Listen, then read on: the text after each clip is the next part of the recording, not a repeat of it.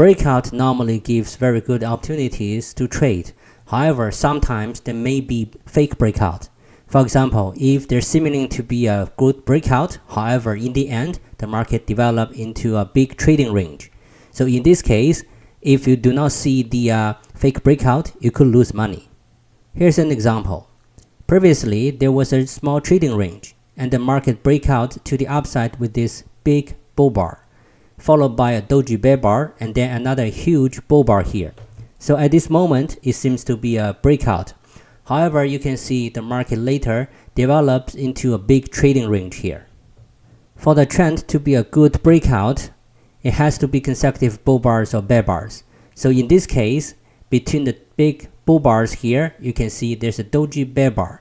This is not consecutive breakout. That's why it is not a strong breakout. It is a fake breakout. You may ask, if we go to an upper time frame, then these consecutive bars will become consecutive bull bars. That is right.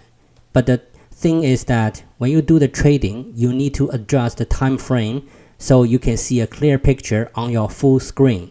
So if this is the right time frame for your trading, you don't want to adjust to another time frame. Then when it shows there's a doji bear bar, then it makes these bull bars not consecutive. So this is a fake breakout.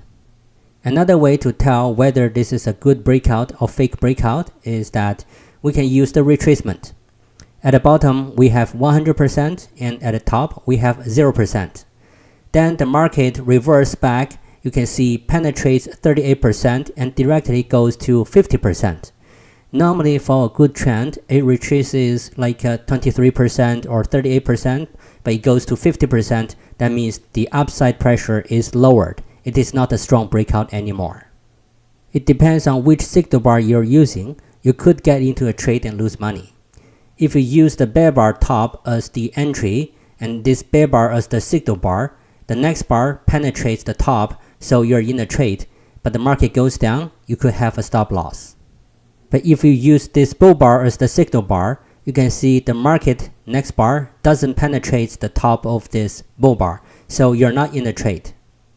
No matter which bar you're using as the signal bar, in case you're in a trade, you need to put your stop loss at the bottom of this bull bar here.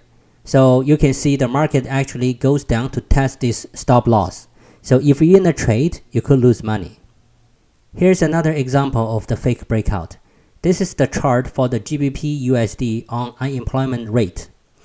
You can see that after the news is released, there is a big, huge bull bar here, but with a very big tail at the bottom and at the top. The big tail at the bottom means there is a downside pressure. It's huge pressure to the downside as well. So later on, this is a sign that this could be a fake breakout.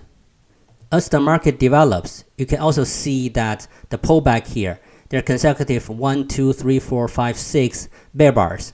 This also means the downside pressure is increasing and then upside pressure is reducing.